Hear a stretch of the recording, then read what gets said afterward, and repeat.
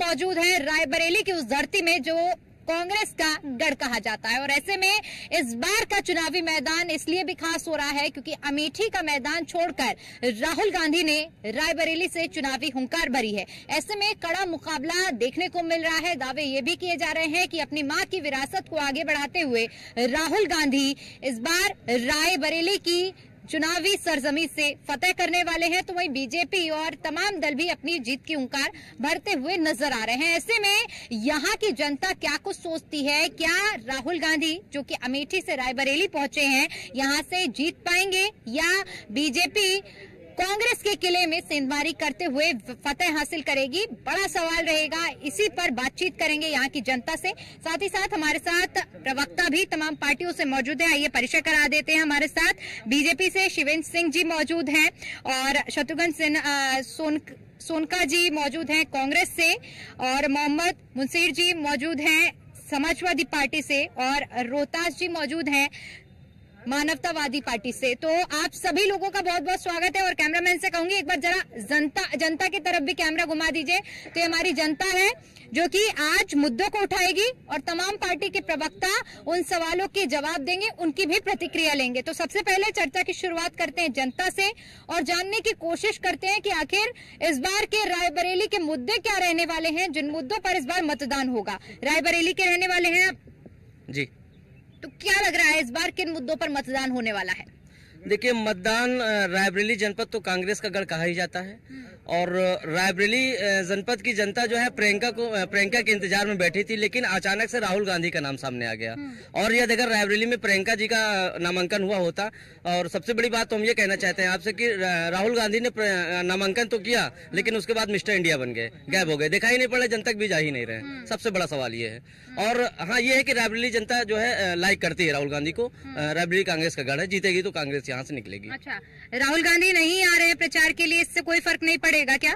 Ma'am, हम कुछ सवाल अपने बीजेपी के प्रत्याशी जो यहाँ पे प्रवक्ता है उनसे पूछना चाहते हैं। छोटा सा सवाल है, शायद यहाँ पे जितनी पब्लिक खड़ी हो उनके भले का सवाल हो। जब 2014 में इनकी सरकार नहीं बनी थी तो अमेठी की माननीय मंत्री जी स्मृति ईरानी जी गैस के सिलेंडर के दाम थोड़े से बढ़ गए थे। तब अंतर्राष्ट्रीय स्तर पे शायद तेलों के दाम कम थे तो ये चूड़ियां पहनवा रही थी। ठीक है, आज की डेट में 1100 रुपए सिलेंडर पहुंच गया है। इसका जिम्मेदार कौन? ठीक है, ठीक है, पूछिए आप इनसे, ठीक है, ठीक है। इसका जिम्मेदार और किसी के सवाल है बीजेपी से और किसी के? ठीक है, पार्टी की बात नहीं कर रहा। हमारा सवाल भाजपा के नेता से है पार्टी की बात नहीं कि दलित पिछड़ों से इतनी नफरत क्यों है? पहले अखिलेश यादव के आवास को गंगा जल से धुलवाया, अब मंदिर गए तो मंदिर को धुलवा रहे हैं। इसका क्या जवाब देंगे? इतनी नफरत क्यों है इनको? ठीक है, ठीक है। और यहाँ से किसी का?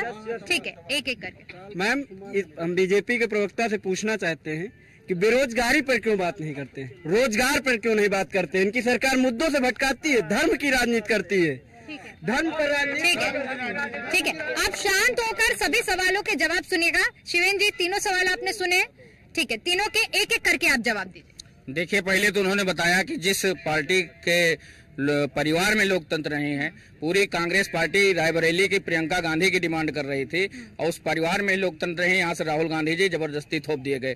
दूसरा जवाब आपका, उन्होंने पूछा कि पीडीए की बात, यहाँ से उनका सवाल ये था कि जब स्मृति ईरानी 2014 से पहले की बात करें, सिलेंडर के दाम 400 के पार हुए थे, तब सिलेंडर लेकर वो घूम रही थी सड़कों पर और उनकी ओर से जो बयान दिए गए थे उस पर पूछ रहे हैं कि आज जब 1100 पर सिलेंडर पहुंच गया है, आज क्यों नहीं उस पर प्रतिक्रिया दे? देखिए, उस समय सिलेंडर जब ये बता रहे हैं जिस टाइम का, उस समय इसी रायबरेली में सिलेंडर के लिए आदमी 7 दिन 8 दिन पहले पर्ची डालता था और सुबह 3 बजे जाकर लाइन लगाता था। आज सिलेंडर की ये हालत है कि आप मोबाइल से बटन दबाइए और 30 मिनट के अंदर सिलेंडर आपके घर पे फेंक जाता है आदमी। सिलेंडर का ये हालत है। 1 सेकंड में जवाब सुन लीजिए, उसके बाद आप अभी बात करिए। दूसरी बात, ये रायबरेली के जो सांसद सोनिया गांधी जी हैं, 5 साल में एक भी बार नहीं आ रही। जो विकास के मुद्दे की बात कर रहे हैं, पूरी सांसद निधि वापस चली गई।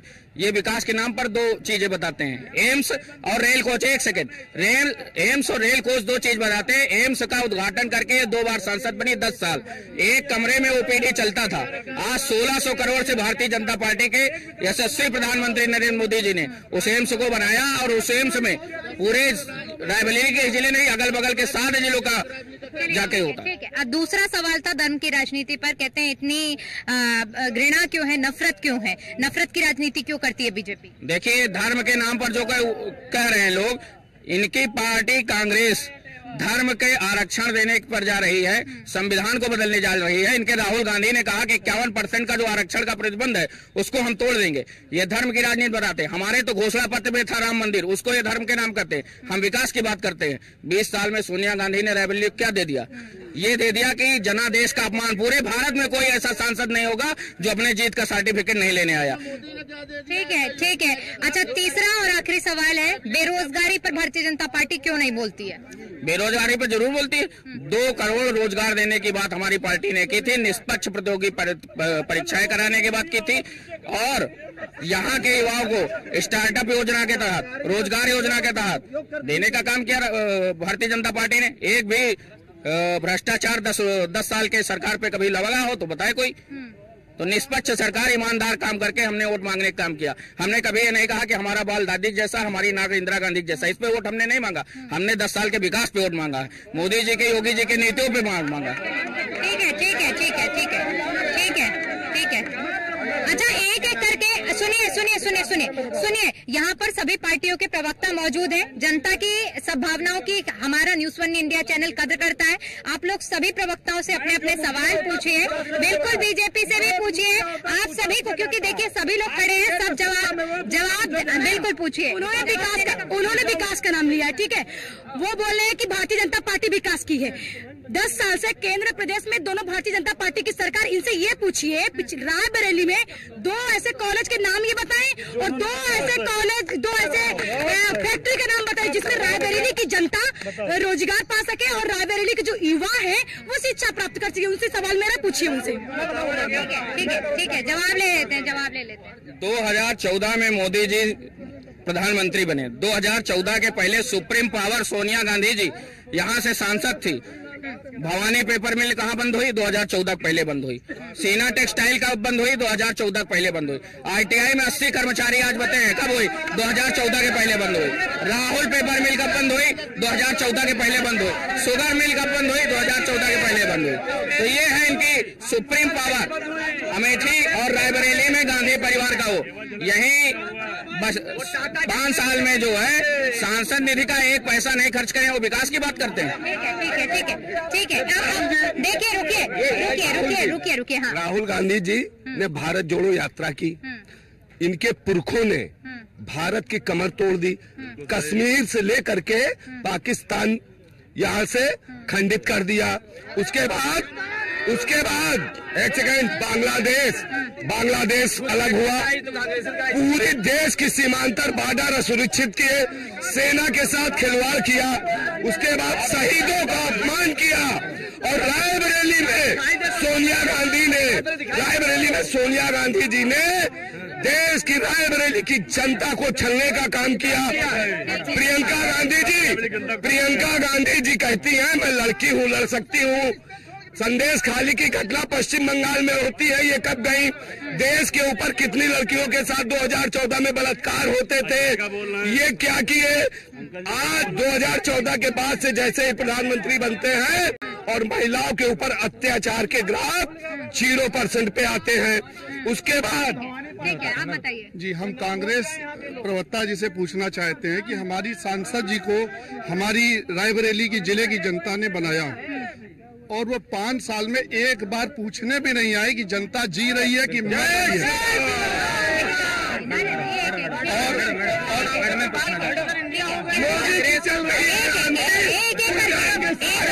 कांग्रेस पूछना चाहते हैं, ये बताएं, राहुल गांधी अमेठी छोड़ के, रायबरेली छोड़ के वायनाड जाते हैं। वायनाड में आतंकवादी संगठन को संरक्षण देने के लिए, PFI संरक्षण, रायबरेली फिर लौट के आते हैं, बताते हैं कि हमारा परिवार पिछले पिछले 7 साल में उनको परिवार नहीं दिखा। युवा की बात करते हैं, यही सुपरमार्केट में रायबरेली आते हैं और रायबरेली के युवाओं को नशेड़ी बताते हैं, पत्रकारों को पिटवाते हैं। आप भी बच के रहिएगा, राहुल गांधी यहाँ के सामने। ठीक है। 2 सवाल है आपके लिए, जवाब सुन लीजिए, जवाब सुनिए, आपके भी सवाल होंगे। 2 सवाल आए हैं। पहला, सोनिया गांधी 5 साल रायबरेली में एक बार भी नजर नहीं आई। दूसरा, राहुल गांधी को लेकर है कि राहुल गांधी रायबरेली को अपना परिवार बताते हैं, लेकिन दूसरी तरफ रायबरेली के युवाओं को नशेड़ी बताते हैं। बताइए।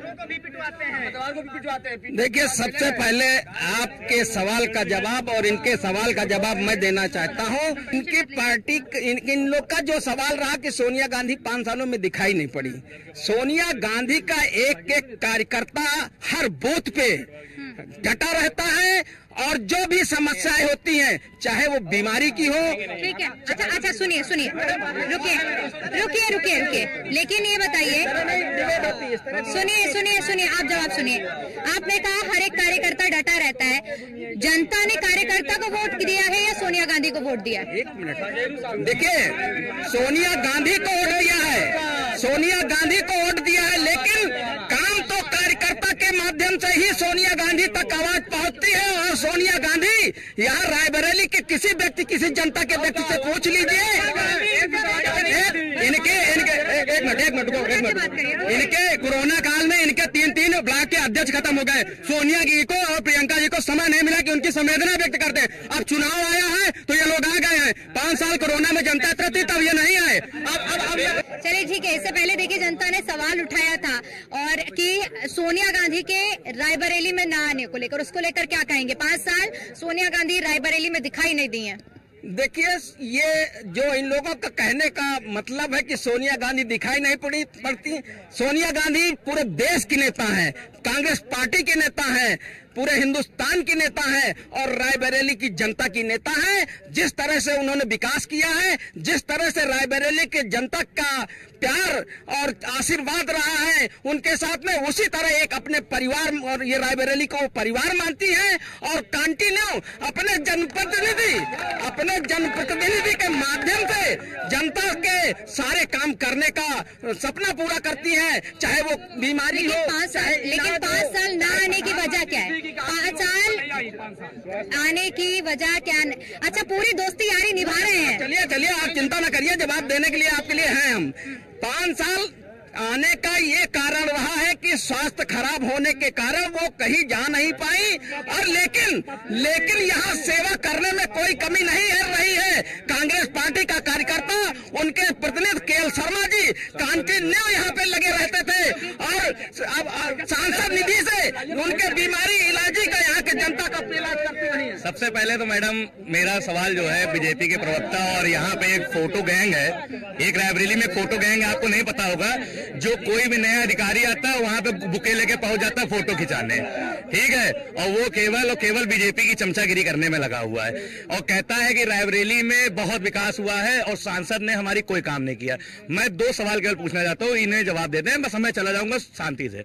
पहला सवाल ये कि यहाँ बीजेपी, भारतीय जनता पार्टी की सरकार है भारत में, कहिए आप, 10 सालों में भारतीय जनता पार्टी ने कोई एक काम को छोड़ के, जो अभी 1365 करोड़ का एक रोड का दिया है, उसके अलावा कोई दूसरा काम गिना दे पहला है?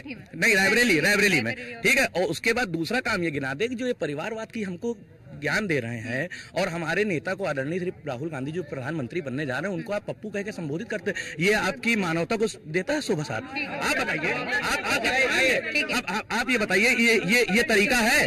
आप बताइए, ये तरीका है किसी भी नेता को? एक मिनट, मैं माननीय प्रधानमंत्री, आपका सवाल हो गया, ठीक है जी, बताइए। जैसा ये लोग कह रहे हैं कि बीजेपी ने कुछ नहीं किया, अब मैं पूछना चाह रहा हूँ सब लोगों से, रेहड़ी वालों से लेकर गुमटी वालों तक को 10,000 से लेकर 50,000 तक बिना गारंटी के उनको पैसा दिया गया है बैंक के द्वारा। बड़े व्यापारियों को 0 से लेकर 10 लाख तक बिना गारंटी का लोन दिया गया व्यापार करने के लिए। उस 10 लाख रुपए से क्या व्यापारी हमें नहीं बन सकता है? और जो गरीब लोग बता रहे हैं ठेलिया छोड़ो, जो फुटपाथ में दुकान लगाते हैं उनसे लेकर ठेलिया वालों तक को 10,000 से लेकर 1 लाख रुपए तक निःशुल्क बिना कोई चार्ज के उनको लोन दिया गया है अपने व्यापार की बढ़ोतरी के लिए, रोजगार के लिए। क्या नहीं किया गया है? और सुनिए गरीब किसानों, सुनिए गरीब किसानों के लिए 22 रुपए में और 330 रुपए में बैंक में जीवन बीमा की सुविधा दी गई है, जिससे उनको 2 लाख रुपए का मृत्यु होने पर उनको लाभ मिल सके। आज अगर किसी भी स्थिति में किसान की मृत्यु होती है तो उसके माध्यम से उनको परिवार को वो सुविधा मिलती है। और सुनिए जीएसटी में जो पंजीकृत व्यापारी है अभी तक 5 लाख रुपए तक का उनका दुर्घटना बीमा था, लेकिन अब वो बढ़ा के 10 लाख कर दिया गया है। क्या ये बड़ी चीज नहीं है बीजेपी के लिए? और व्यापारी मेन तो व्यापारी होता है। जय हिंद। मैम कांग्रेस के काम सुन लीजिए। पहला है एशिया का नंबर 1 विमान ट्रेनिंग सेंटर, दूसरा है अखिल भारतीय आयुर्विज्ञान संस्थान, तीसरा है मॉडल रेल कोच फैक्ट्री, चौथा है सीमेंट फैक्ट्री। अच्छा देखिए, ये पढ़ के बता रहे हैं आप, यहाँ के स्थानीय बात बताइए ना कि स्थानीय काम क्या किए गए हैं? स्थानीय काम ग्राउंड लेवल पे किए गए मैम। बीजेपी के काम, मैं बीजेपी को वोट करना चाहता हूँ। 5 काम रायबरेली में गिना दीजिए बीजेपी के। बीजेपी सिर्फ धर्म की राजनीति। रायबरेली में बीजेपी की सरकार नहीं है, हालांकि मैं उनसे मुद्दे पूछूंगी। रायबरेली में सांसद कांग्रेस की है, तो विकास यहाँ पर जो होगा वो कांग्रेस की ओर से किया जाएगा।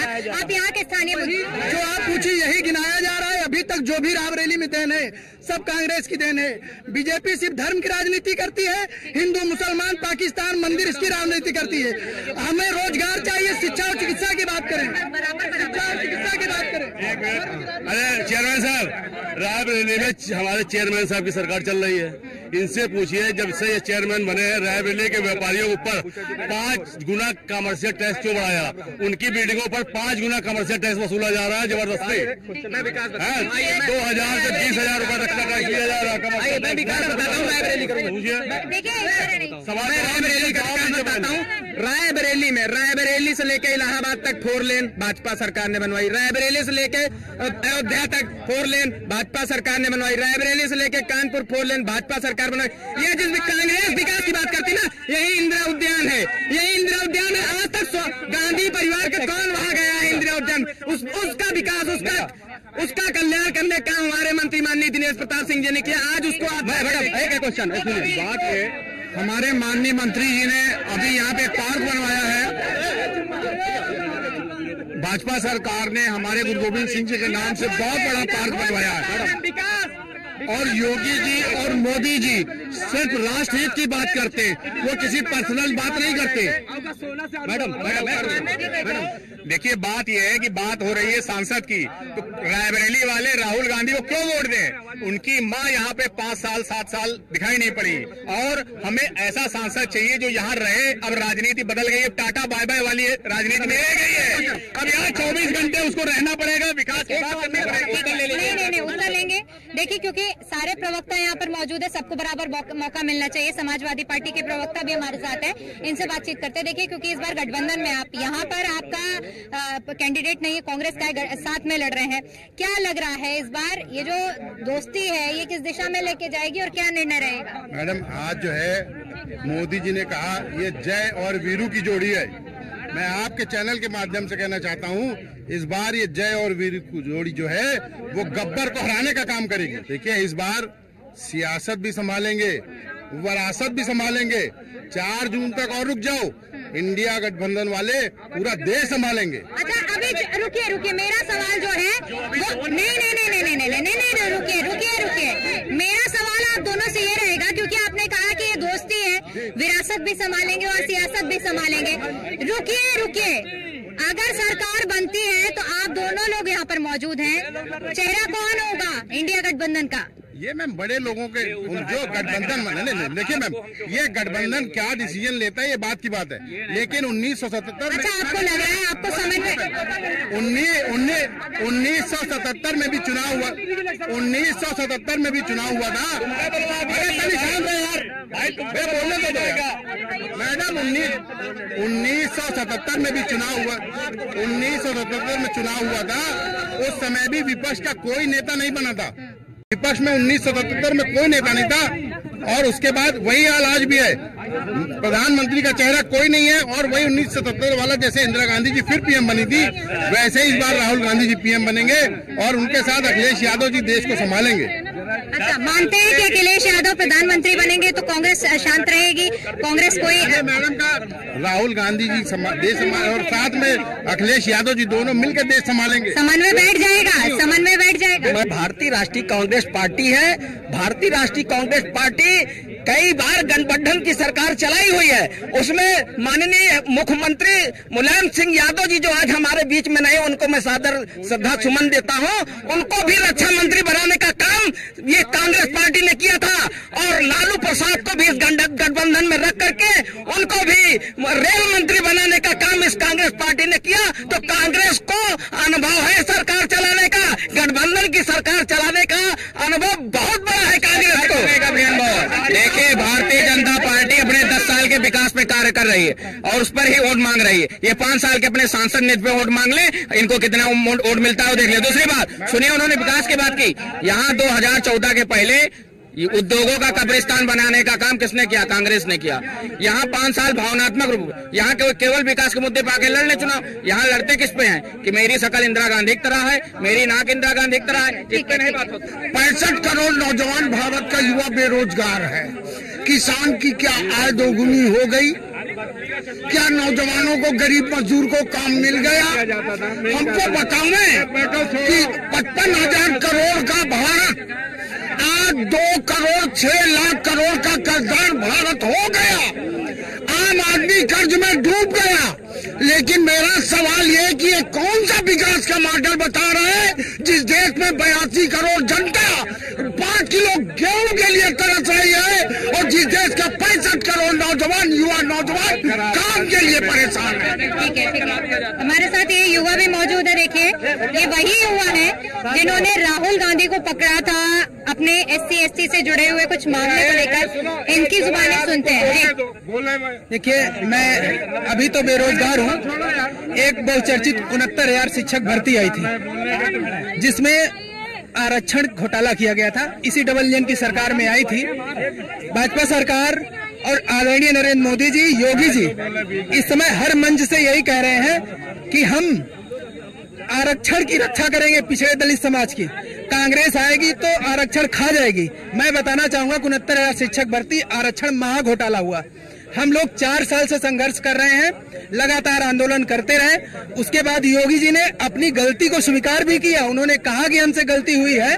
उसके बाद लिस्ट चयन सूची 6,800 की निकाला।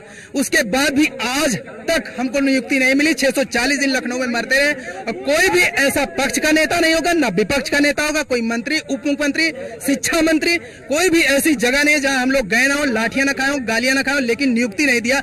और सिर्फ इसका कारण यह था कि हम लोग पिछड़े दलित समाज से, इस वजह से हम लोगों को नियुक्ति नहीं मिली। कांग्रेस के प्रवक्ता महोदय से पहले मैंने एक सवाल पूछा था, उसका जवाब दें कि कह रहे हैं सोनिया गांधी बीमार थी। मैं कह रहा हूँ अब कैसे ठीक हो गई, अब आ गई। दूसरी बात, सर्टिफिकेट लेने आई। कोरोना काल में इनके 3 ब्लॉक के अध्यक्ष खत्म हो गए, वो संवेदना व्यक्त करने क्यों नहीं है? दूसरी बात, विकास की बात कर रहे हैं।